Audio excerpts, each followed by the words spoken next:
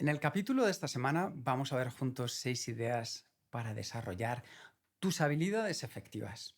Y para ello lo primero es trabajar en los ciclos de aprendizaje, entender cómo pasamos de la parte inconsciente, incompetente, a la competencia inconsciente.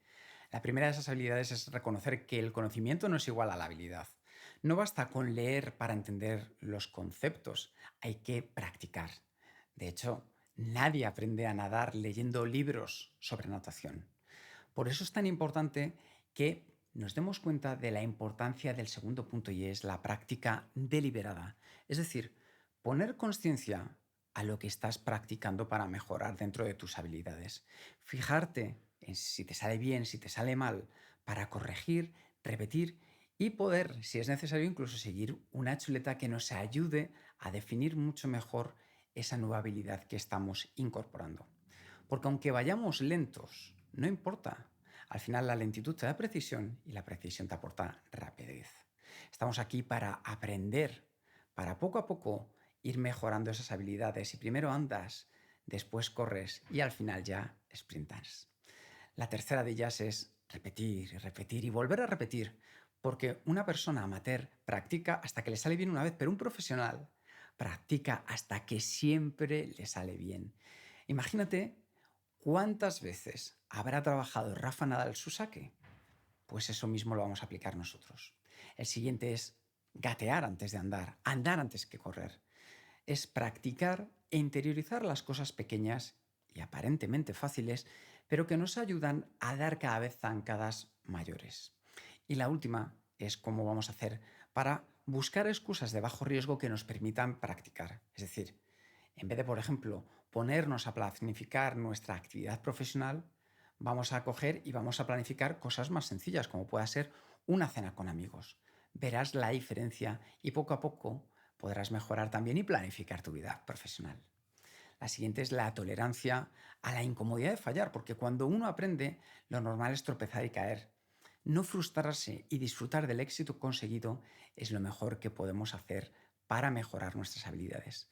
Así que te vamos a proponer cuando escuches este episodio que identifiques un área de tu efectividad donde sientas que estás teniendo problemas. Y a partir de ahí, buscar la forma de aislarla, entender qué es lo que está pasando y practicar tantas veces como sea necesaria hasta que te salga bien. Espero que te guste este episodio porque creo que vas a tener grandes aprendizajes para poner en práctica dentro de tu día a día. Y si te ha gustado, te agradeceremos mucho que lo compartas, que le des un me gusta y sobre todo que te suscribas para recibir los nuevos vídeos en cuanto estén disponibles para ti. Nos escuchamos pronto.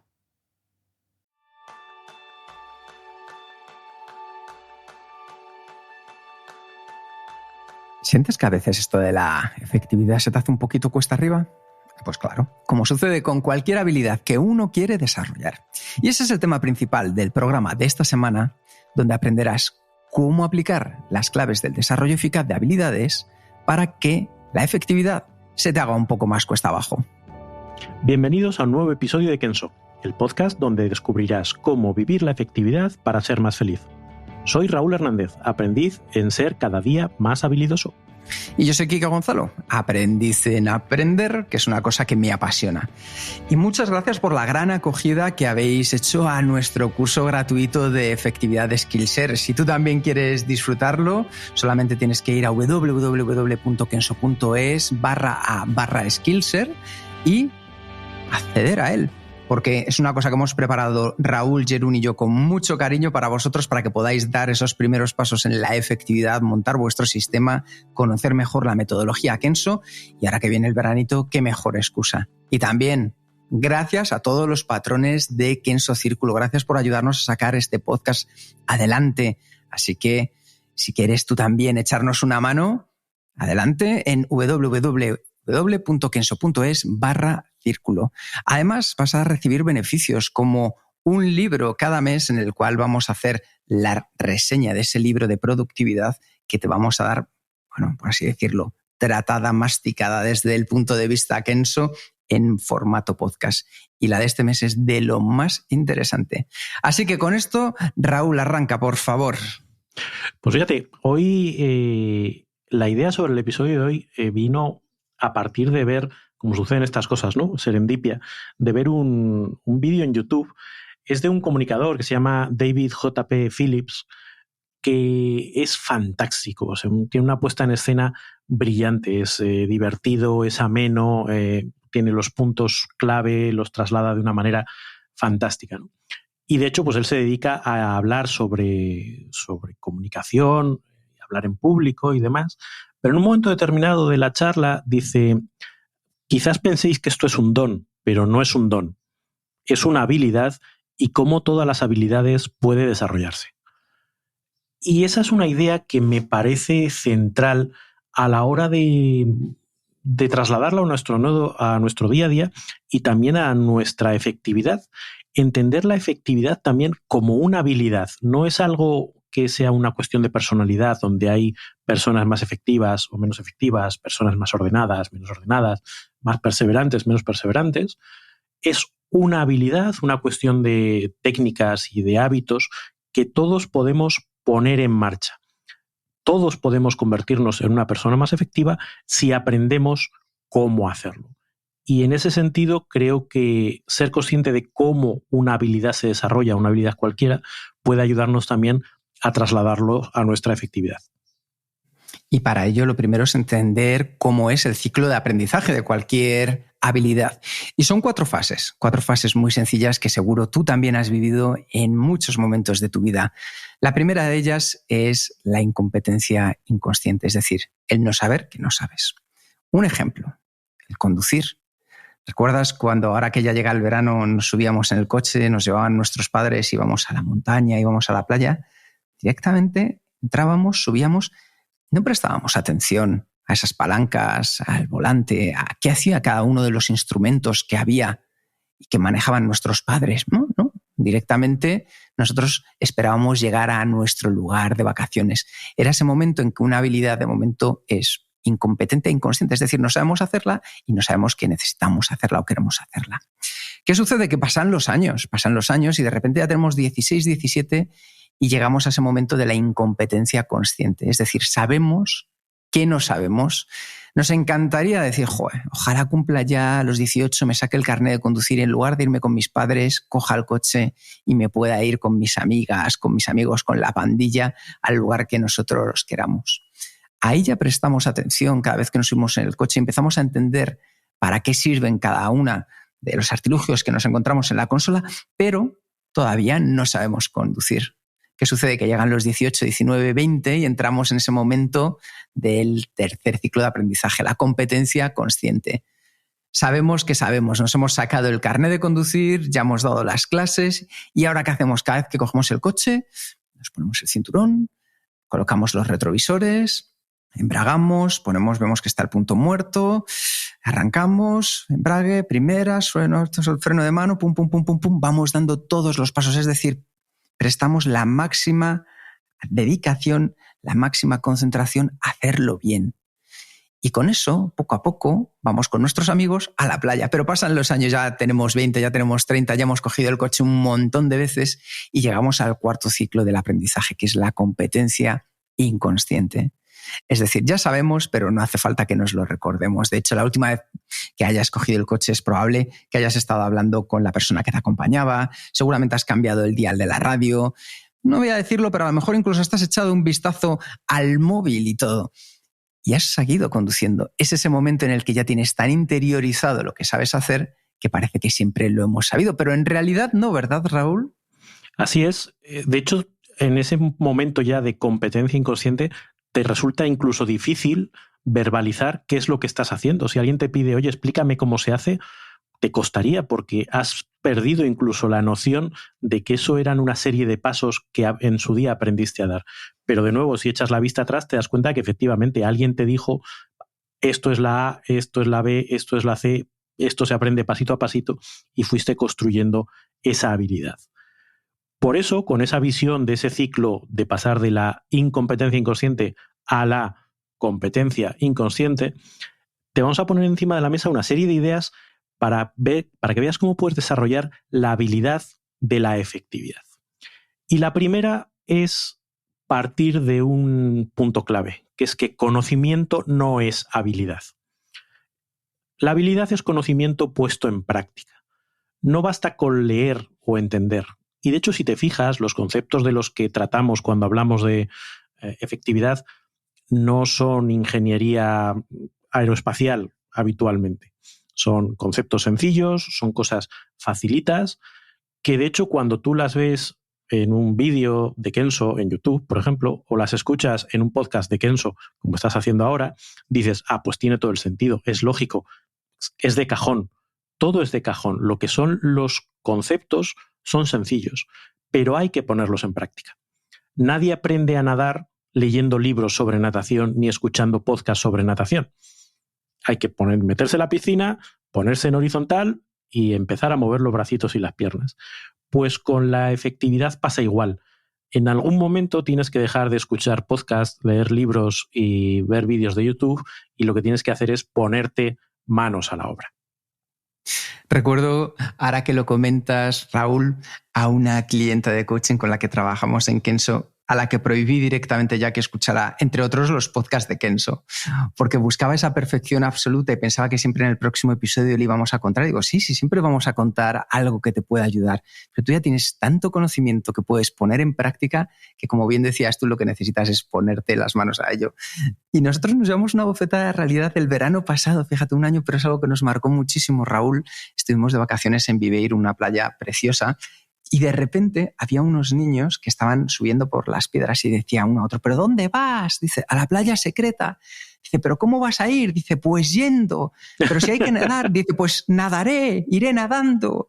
Y es verdad que era una playa que cuando subía la marea se quedaba como una cala escondida y tenías que subir unas piedras y luego nadar un poquito.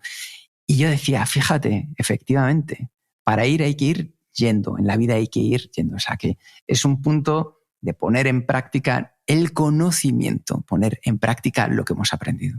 Así es, pero no una práctica cualquiera. Y aquí hay un concepto que es muy interesante, y si podéis profundizar en él, y quizás un día hablemos en exclusiva de ello, ¿no? Que es la práctica deliberada.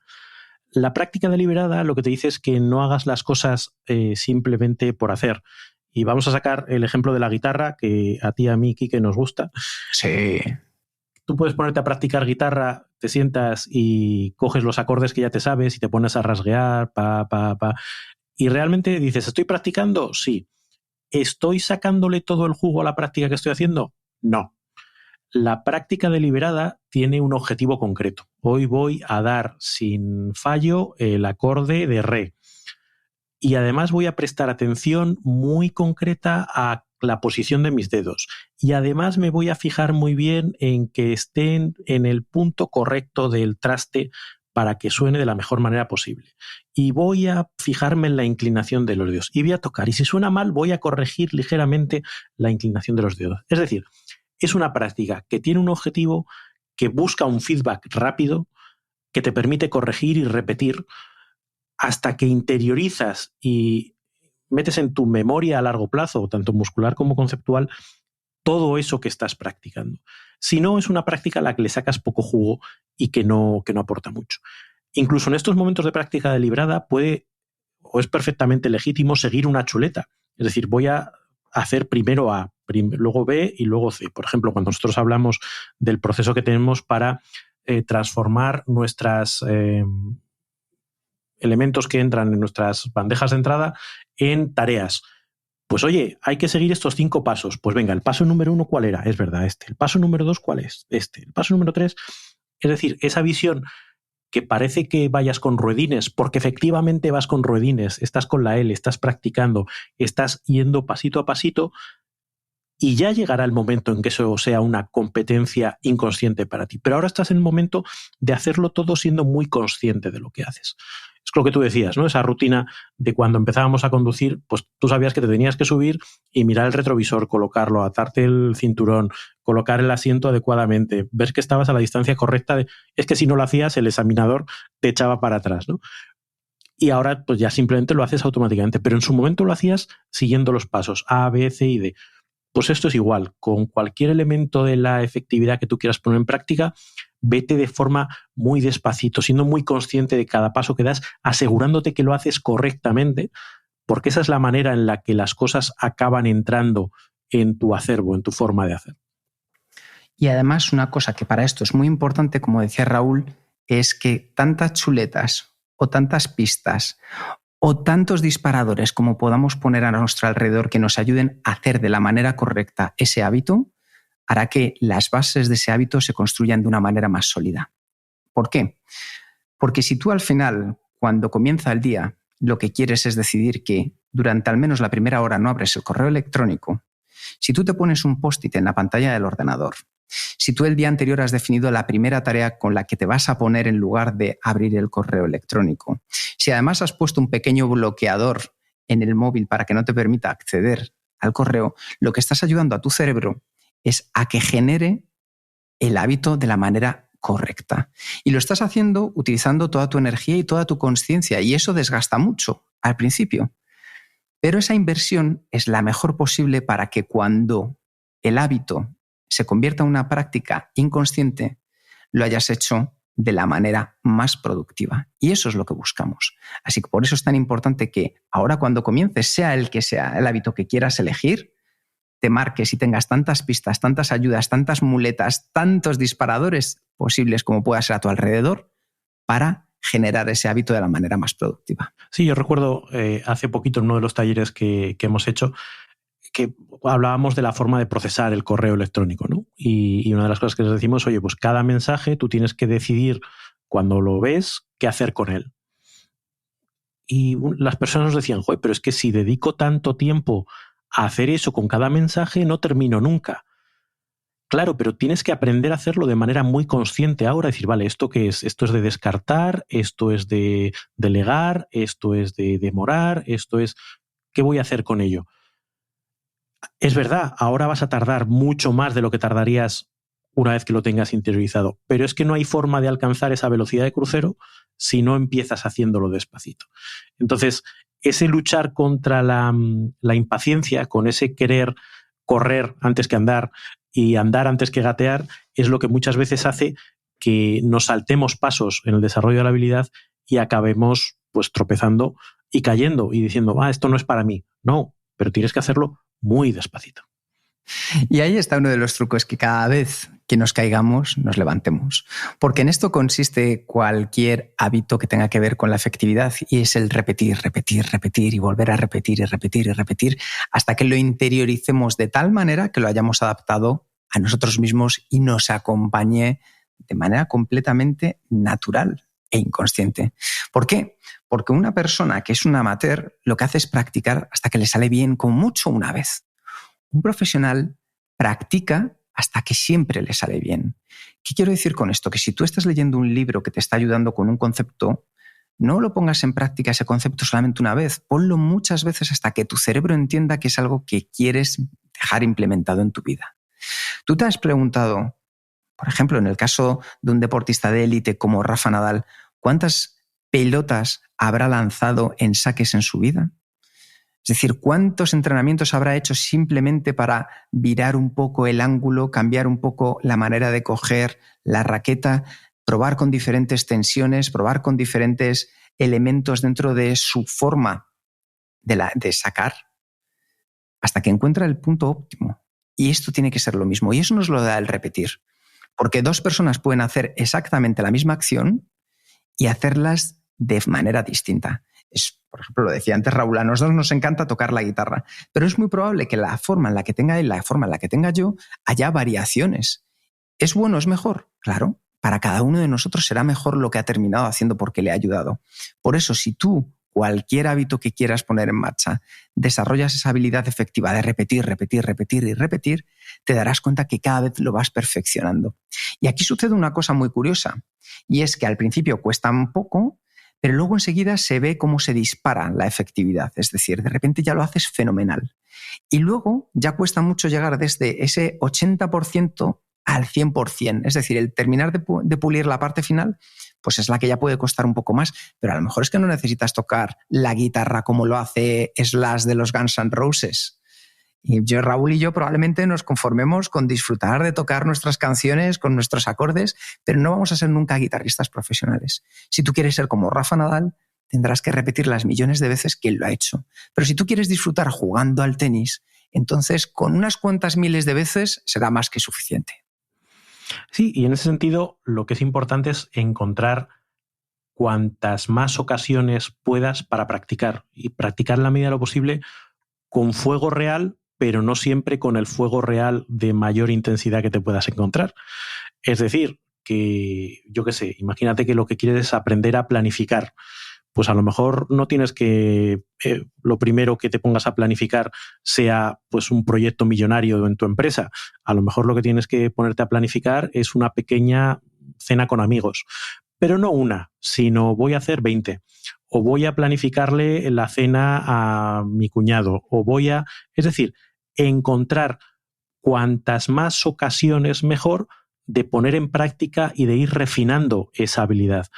Porque no es lo mismo practicar tú solito en tu casa que practicar en situación real. Aprendes mucho más de un proyecto real y te das cuenta de qué de lo que estabas practicando es más importante y qué menos, y qué es lo que tienes que reforzar, que si simplemente estás tú con tu programa de entrenamiento, en fin, donde no hay realmente un riesgo de fallar. Tú tienes que buscar situaciones donde el riesgo de fallar exista, pero que sea pequeñito. No te vayas a jugar el puesto en la primera ocasión de práctica. Recuerdo, Raúl, un cliente directivo que tenía de coaching que me decía, ¿sabes lo que yo daría por tener la capacidad de priorizar que me acabas de mostrar tú? Porque me enseñó todas las tareas y enseguida le hice un ejercicio rápido de cómo las hubiera priorizado yo. Y me dice, ¿sabes cuánto hubiera pagado yo por tener esto? Y yo le decía, digo, a lo mejor hubieras pagado mucho, pero la pregunta es, ¿tú hubieras dedicado todo el tiempo que yo he dedicado en poner en práctica, en levantarme, en gatear, en probar, hasta llegar a esto? Porque ahí es donde está la diferencia. La diferencia no está en decir que bien priorizas, la diferencia está en que tú llegues al nivel en el que quieres priorizar las cosas y lo consigues. Y por eso es muy importante no buscar la perfección. Yo le decía, digo, si intentas conseguir mañana priorizar como yo, tienes un problema, porque esto es como si yo mañana intento vender tan bien como vendes tú. Me voy a frustrar, porque ¿cuántos años llevas tú vendiendo? Me decía, 20. Digo, ¿por qué empresas has pasado? Las multinacionales más importantes de tecnología. Claro, pues si yo mañana quiero hacerlo como parece que tan sencillo que me estás vendiendo aquí, como bien, lo bien que veo que vendes, yo me frustraría. Entonces, lo importante, como bien indicabas, Raúl, es ir dando esos pasos que nos hagan sentir seguros y primero gateamos, después andamos, después corremos y luego ya, si quieres, hacemos ultramaratones. Pero cada uno que decida hasta dónde quiera llegar. Sí, en ese camino también asumir que vas a tropezar y que vas a caer. El aprendizaje implica error. Y si no estás fallando es que no estás aprendiendo. Porque Seguro. el aprendizaje está en explorar los límites de lo que sabes hacer y en aprender a hacer cosas que no sabes hacer. Con lo cual, lo normal es que te encuentres pues, con problemas, con fallos, con cosas que no salen bien. Y ahí hay que armarse de paciencia, de lo que llaman tolerancia a la frustración, entender que eso va a pasar y hacerte amigo del error. De hecho, hay quien lo que dice es que tienes que buscar el error, porque es ahí donde vas a encontrar. Si simplemente te dedicas a hacer lo que ya sabes hacer, para asegurarte de que no fallas, pues ahí no vas a aprender nada. Entonces, en ese momento que tropiezas y que caes, hay que no frustrarse y además celebrar los pequeños éxitos obtenidos. Incluso cuando las cosas no salen 100% bien, si salen un 80% bien, ese 80% también merece celebración y merece aprecio y merece decir, oye, esto lo estoy haciendo mejor de lo que lo hacía hace 2 meses. Ostras, estoy recorriendo un camino en positivo. Claro, lo que tú dices, si yo me comparo con ese directivo que lleva 20 años vendiendo, pues siempre voy a estar peor que él, que yo ya no tengo tiempo vital para llegar a adquirir ese nivel de habilidad. Pero si yo estoy haciendo las cosas mejor de las que las hacía el mes pasado, oye, palmadita en la espalda y a seguir por ese camino. Hay una frase de Neil Gaiman, que es el dibujante y escritor de cómics como Sandman o Coraline, que a lo mejor hayáis visto la película, que dice, espero que en este año venidero cometas errores. Porque si estás cometiendo errores, entonces estás haciendo cosas nuevas, probando cosas nuevas, aprendiendo, viviendo, esforzándote, cambiándote a ti mismo, cambiando a tu mundo. Estás haciendo cosas que nunca has hecho antes y lo que es aún más importante, estás haciendo algo. ¿Qué te parece? Pues muy inspirador y probablemente para escribirla en un papelito aquí en la pared y mirarla cada vez que algo te salga no tan bien como tú querías o no tan bien como tú esperabas. El decir, oye, qué significado le atribuyo a esto que ha salido mal. Porque, como hemos hablado en ocasiones anteriores, la forma en la que verbalizamos lo que nos pasa tiene mucha influencia en cuál es el impacto que tiene eso que nos pasa. De hecho, Raúl, si pensamos en nuestra vida, quiero decir, pensando en ti que nos estás escuchando ahora, en cualquier habilidad en la que, por ejemplo, más sobresalgas, en la que te sientas más segura, más seguro, en la que te sientas, esto es que lo hago tan bien que da gusto y la gente además me reconoce por ello. Piensa si te equivocaste alguna vez para aprender y llegar al nivel hasta el que estás ahora. Seguro que sí, porque a todos nos ha pasado. Entonces, el error forma parte del camino y el éxito y la celebración también, porque muchas veces nos gusta más enfocarnos en aquello que hemos hecho mal que en sentirnos orgullosos de lo que hemos conseguido avanzar. Y lo que conseguimos avanzar en la efectividad se llama que a lo mejor en el día de hoy he abierto el correo 10 minutos más tarde. Eso ya es una medalla que colgarte. A lo mejor significa que esta semana he tenido 5 reuniones menos que la semana anterior. Eso es un éxito. A lo mejor significa que me he acercado un 95% este mes a los resultados que me había propuesto. Eso es un éxito. Y a lo mejor significa que he desarrollado una habilidad este año que me ha permitido llegar más lejos a la hora de ser productivo. Eso es un éxito.